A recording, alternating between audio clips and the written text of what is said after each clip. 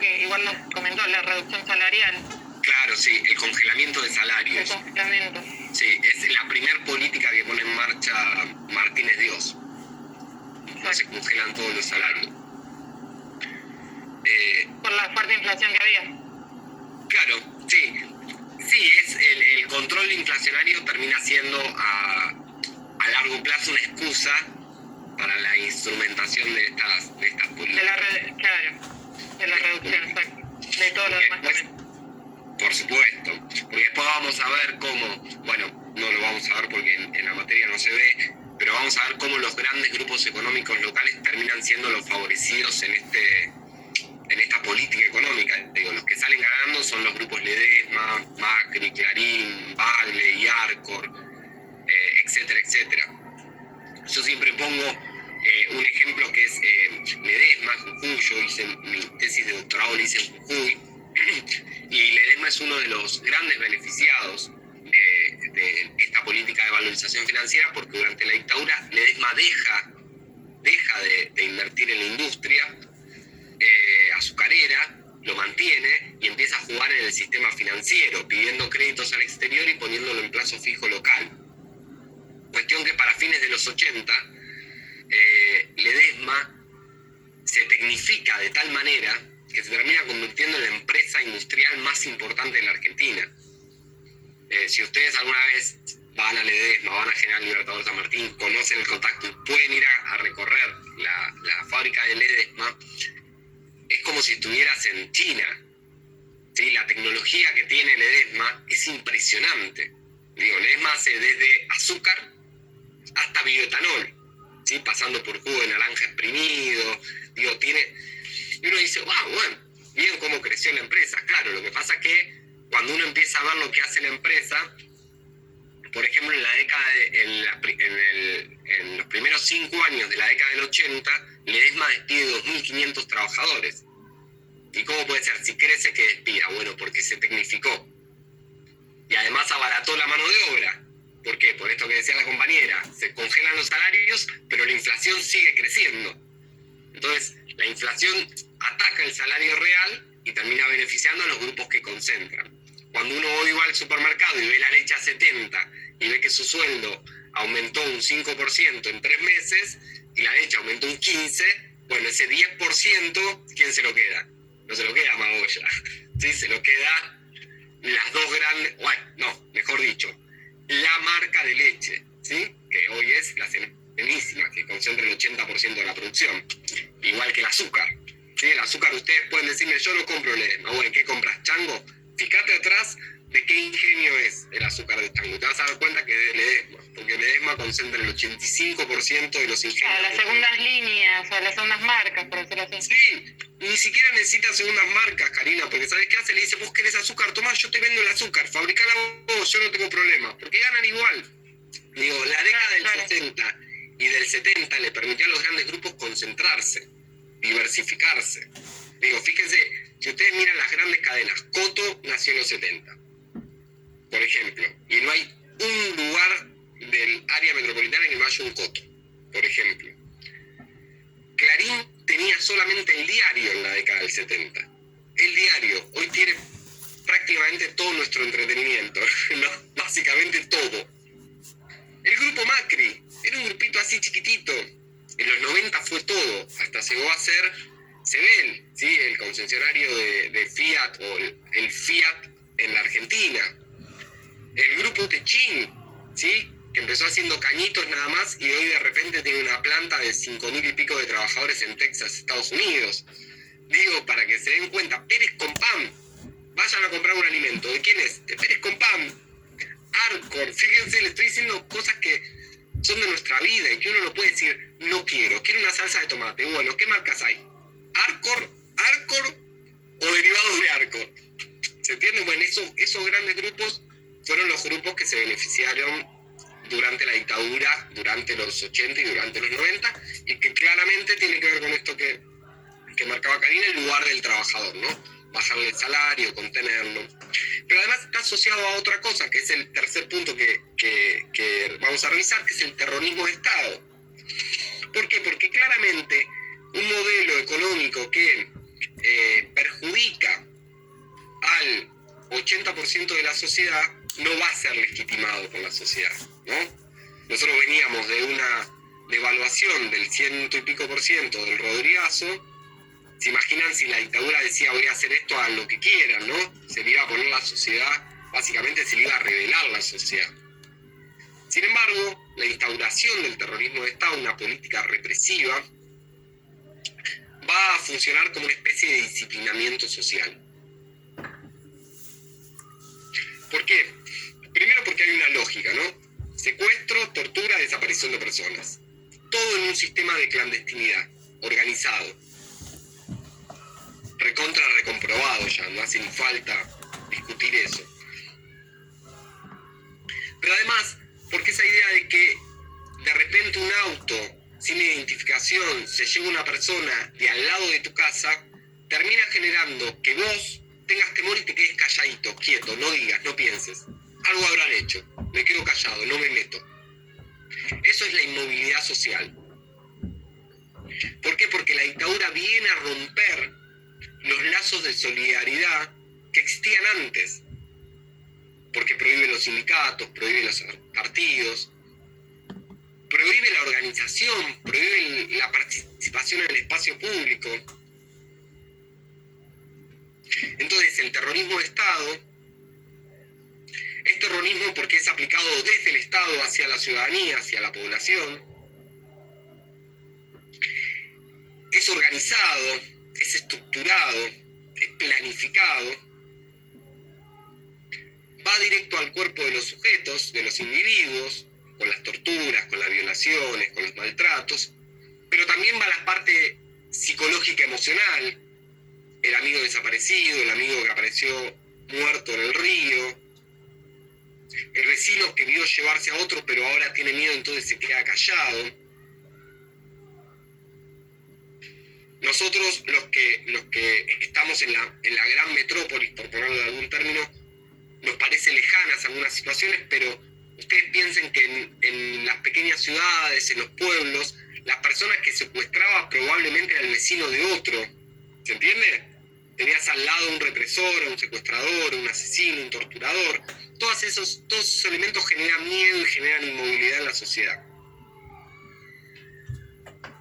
La prohibición de la protesta, la suspensión de los derechos constitucionales, de verdad, ¿sí? La suspensión de verdad de los derechos constitucionales, termina generando que la sociedad sea una especie de larvita que no puede accionar.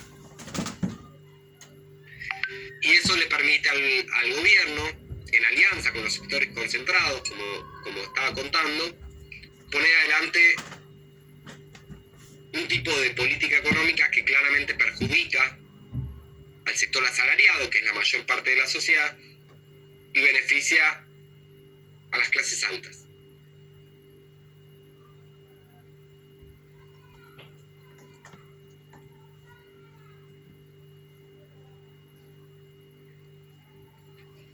Y el último elemento clave en ese cuadro es el proceso de retirada. Cuando la dictadura decide irse. Cuando dice ya está. Quiroga hace una reflexión respecto a las fracturas que se dan al interior de las Fuerzas Armadas, los enfrentamientos entre Videla y Macera, los enfrentamientos entre las diferentes juntas, las transiciones de presidente. Y todo eso es verdad. Hay una fractura al interior de las Fuerzas Armadas, una fractura que se dio en todas las dictaduras, no es una novedad. Pero también es cierto que empiezan a aparecer muchas resistencias de la sociedad en su conjunto. Un foco de resistencia es la conformación de los organismos de derechos humanos, principalmente las madres de Plaza de Mayo y las abuelas, ¿no? Ese sector. Por otro lado, es la cantidad de denuncias a nivel internacional, la gente que se va del país y termina realizando denuncias de violaciones de los derechos humanos en el exterior, que lleva a la visita de la Comisión Interamericana de Derechos Humanos a la Argentina, lo que pone en jaque a la dictadura, que tiene que salir desesperada a hacer una campaña.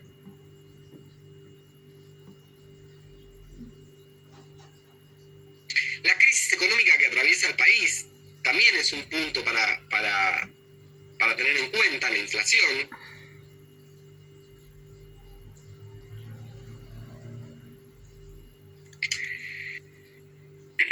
En otro punto también la resistencia del sector obrero organizado. Recordemos que para 1979, 1980 empiezan a haber los primeros paros, se empiezan a realizar los primeros paros que habían estado como suspendidos desde el 76. Obviamente esos paros, esas manifestaciones terminan generando represión, ¿no? Los trabajadores van encarcelados, etc.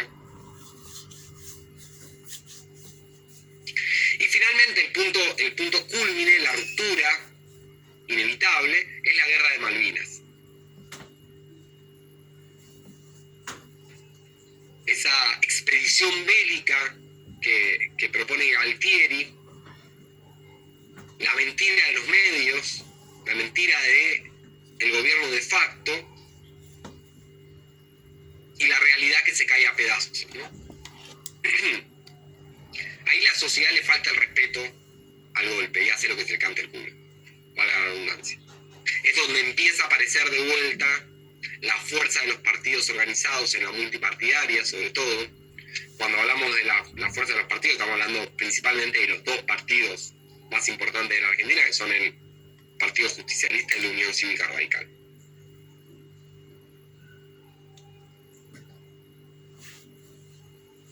Ahí es el momento donde la dictadura ya no tiene sostén para contener, no tiene margen para legitimarse.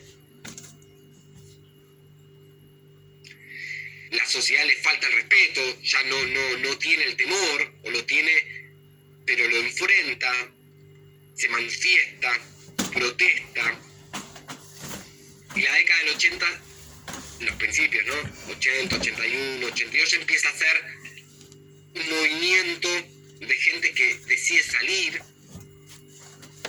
Y el fracaso de la guerra no hace más que soplar el autoritarismo dictatorial para que se caiga.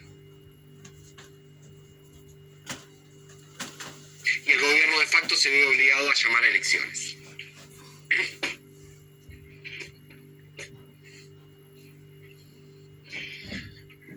Así ustedes tienen unos puntos importantes para cuando lean el texto, cuando lean los trabajos, para que preparen su examen. El origen de la dictadura, cómo aparece. El terrorismo de Estado como un elemento de disciplinamiento, planificado, violento, represivo, que está asociado justamente a un modelo de desarrollo que perjudica a la mayoría de la sociedad y beneficia a una minoría.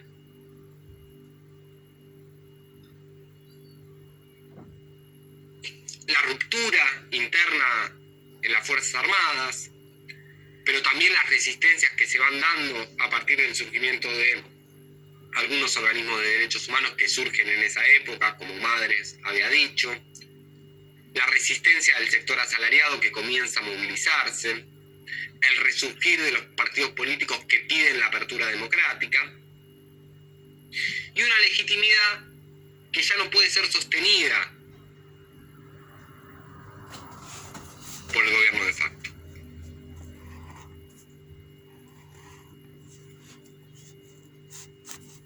Hay un punteo más o menos rápido, súper rápido, de dictadura. Yo no sé si me quieren hacer alguna pregunta, algún comentario, algo que quieran que veamos más en profundidad. Insisto con esto, para los que fueron entrando, hay un material para leer en la semana que hice yo, por ende la clase sería repetir eso, uno no es tan original, entonces siempre vas más o menos para el mismo lado. Por eso la idea era presentar un punteo más o menos básico y poder avanzar a algún otro punteo sobre lo que viene. Pero si tienen alguna pregunta específica, algo que quieren que prestemos atención, nos concentramos en eso.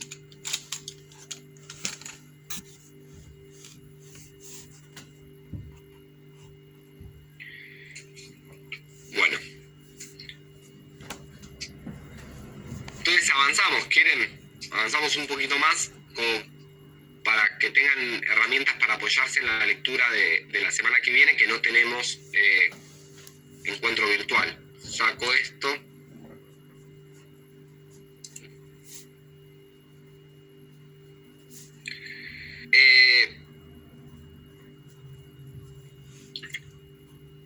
Esas elecciones del 83 la va a ganar la Unión Cívica Radical y va a ser la primera vez en la historia que el peronismo pierde en una elección libre, sin proscripciones.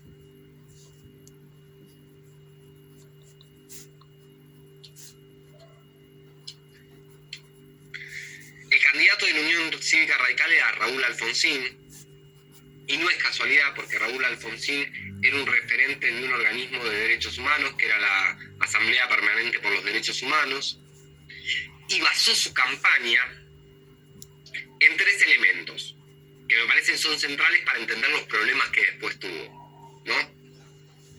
Primero, juzgar a los responsables de las violaciones a los derechos humanos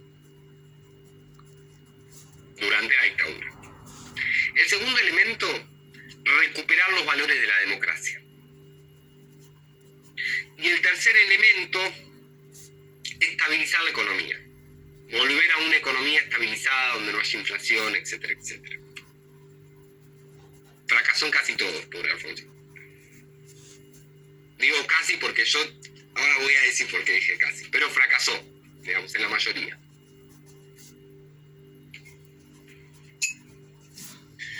Empecemos con el primero. El juzgamiento a los responsables por las violaciones de los derechos humanos. Acá hay 2 factores, ustedes después lo van a leer. Hay 2 factores que tienen que tener muy en claro. Primero, la conformación de la Comisión sobre la Desaparición de Personas, la CONADEP. La CONADEP fue el instrumento que permitió avanzar y que permitió no solamente durante el alfonsinismo, sino a lo largo de la historia contemporánea argentina, avanzar en el juzgamiento sobre las responsabilidades por los secuestros, las torturas y la desaparición de personas. Por otra parte, otro elemento clave fue la modificación de la justicia militar. Yo le tiro punteos, ustedes cuando lo lean van a ver que hay toda una explicación mucho más formal en el texto, pero como punteos para que presten atención. Fue la modificación de la justicia militar y permitir que sea la justicia civil la que juzgue a los militares. Hasta ese momento, todo accionar de las Fuerzas Armadas era juzgado por la justicia militar, ¿sí? Como en las películas, ¿vieron? Que va el soldado y está el otro soldado, bueno, igual, así era igual acá. Alfonsín dijo no, porque cuando lo probó, ¿qué pasaba? Como están todas las Fuerzas Armadas implicadas, todos se hacen los onzos. Entonces Alfonsín dijo, bueno, basta, los va a juzgar los civiles. Tiene una justicia común y corriente, como la que nos juzgaría a nosotros. Esa justicia condenó a las juntas de gobierno de las Fuerzas Armadas. Recuerden que esta dictadura militar estaba compuesta por una junta conformada por el ejército, la marina o la armada y la fuerza aérea, y entre ellos 3 elegían al presidente, ¿sí? El gobierno tuvo, creo que 3 juntas. La más conocida es la primera, Videla Macera Agospi, ¿sí? Ejército, armada, fuerza aérea, pero tuvo 2 más. El juicio terminó condenando a esas juntas militares. Sin embargo, y acá empiezan los problemas que tuvo Alfonsín, en 1987 empieza un proceso de levantamientos militares. El más conocido es de los Cara Pintada, de Plaza de Mayo, que amenazaban con un nuevo golpe. Y acá es interesante porque yo en el texto que ustedes tienen para leer hago mención a que las Fuerzas Armadas estuvieron siempre vinculadas a la política. Y si nosotros lo pensamos hoy, por ejemplo, Aldo Rico fue el cabecilla de esos levantamientos del 87 y sin embargo fue intendente de San Miguel. Hoy el ministro de Seguridad de la provincia de Buenos Aires viene de los cara pintadas, ¿sí? Era joven, es cierto, pero viene del ejército y estaba relacionado con las caras pintadas. Quiere decir, fíjense cómo, y así podríamos ir en todo el país y vamos a encontrar. Le digo los ejemplos que a mí me constan. Digo, cómo hay un vínculo casi, ¿no?, persistente. Bueno, cuestión en el 86-87 empiezan los levantamientos de las Fuerzas Armadas pidiendo el fin de los juicios a los militares.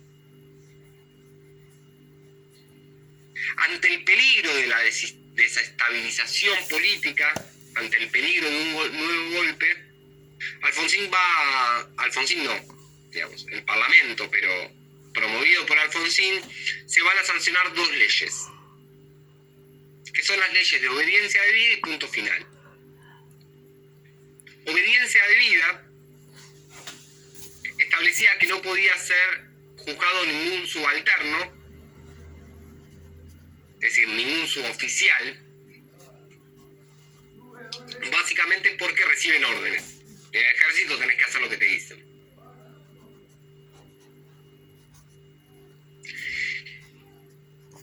Y la ley de punto final establecía un plazo de, no me quiero equivocar, 90 días para que la causa sea elevada a juicio.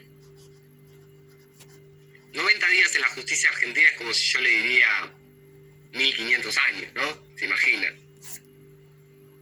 ¿Por qué pasa esto? Porque una vez que las juntas militares fueron juzgadas, llegaron a los tribunales federales miles y miles de denuncias, ¿se entiende? La justicia empieza a funcionar porque tiene un respaldo institucional.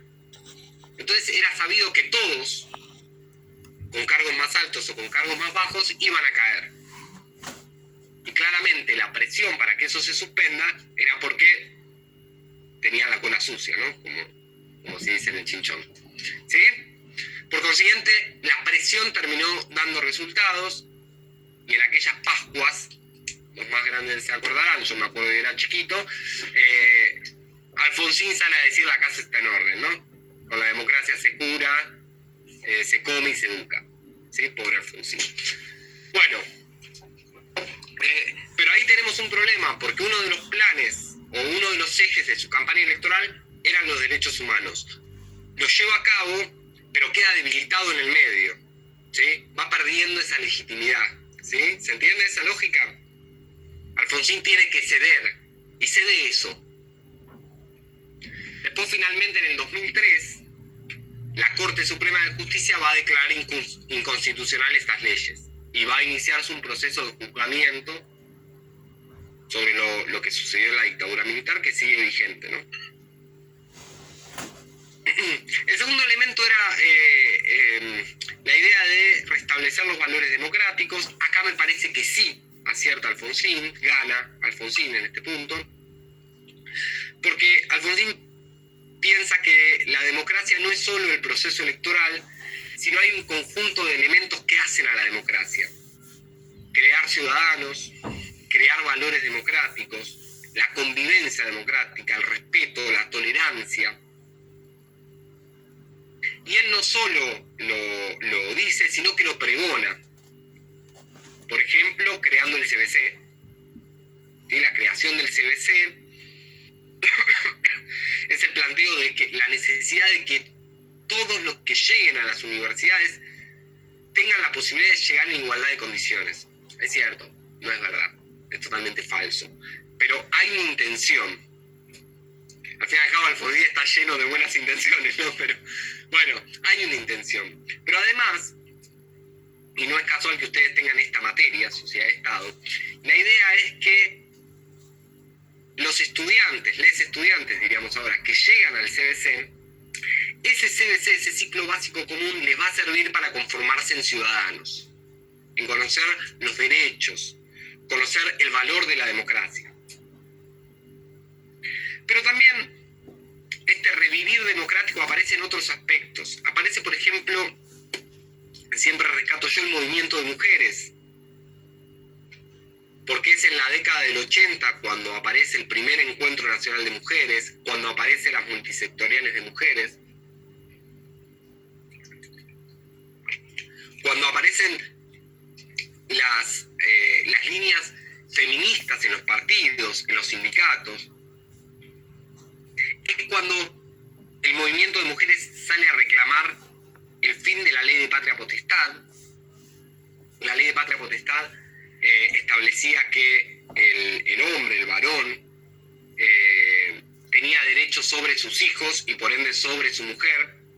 Por consiguiente, la mujer no podía hacer nada que el hombre no diga.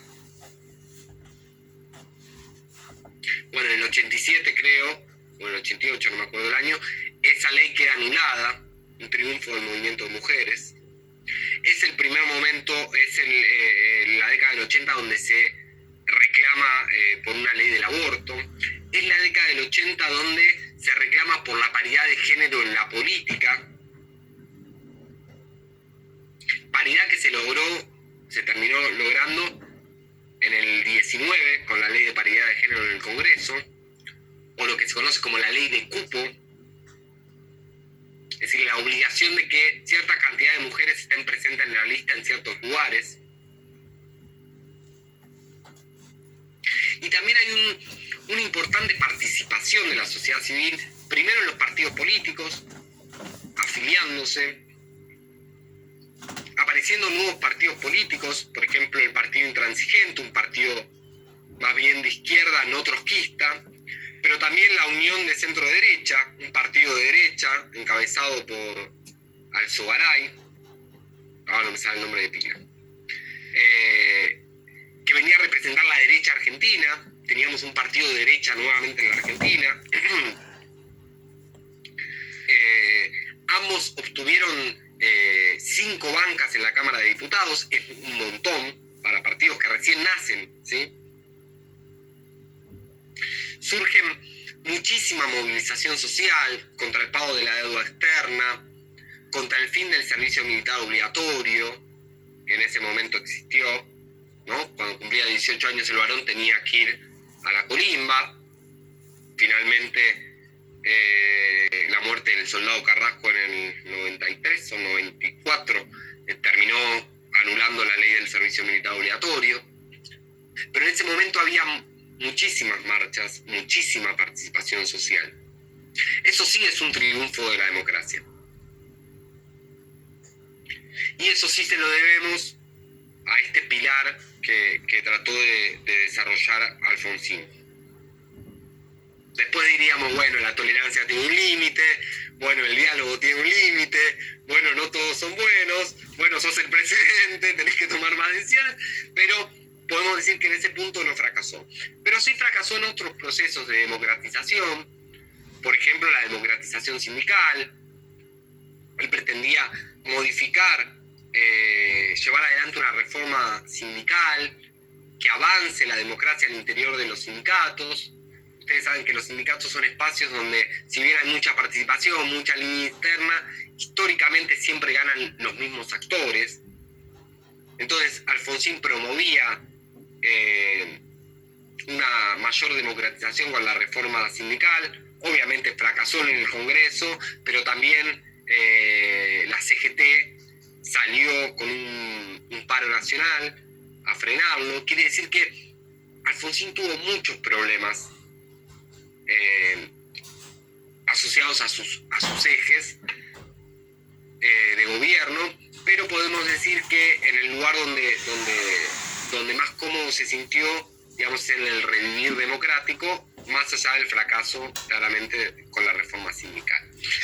Y el problema sin duda que más se recuerda es el problema inflacionario, ¿no?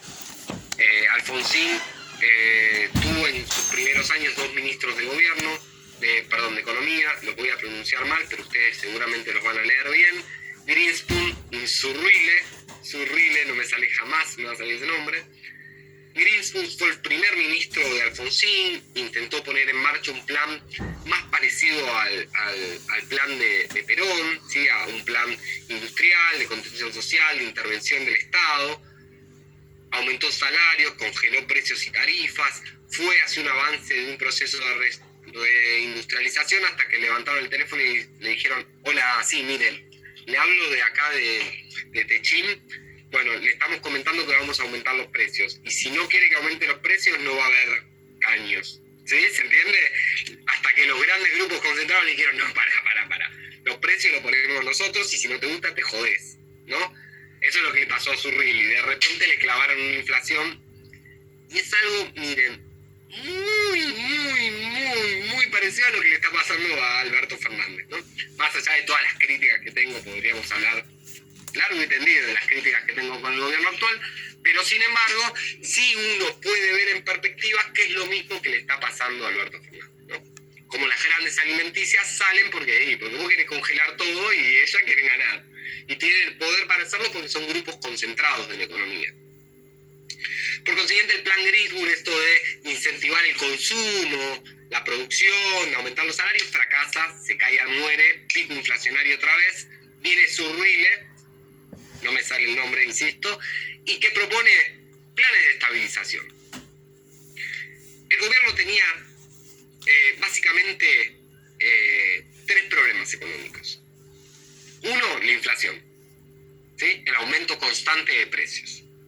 No nos importa si la inflación era por emisión, no nos importa si la inflación era porque imponían precios, no nos importa eso, nos importa que había inflación, ¿sí? Para que no se enrosquen en eso.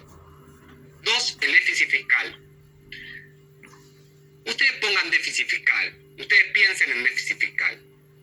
En términos básicos, terráneos, para que lo entendamos, el déficit fiscal quiere decir que gastaba más guita de la que tenía, ¿sí? Ese es el déficit fiscal.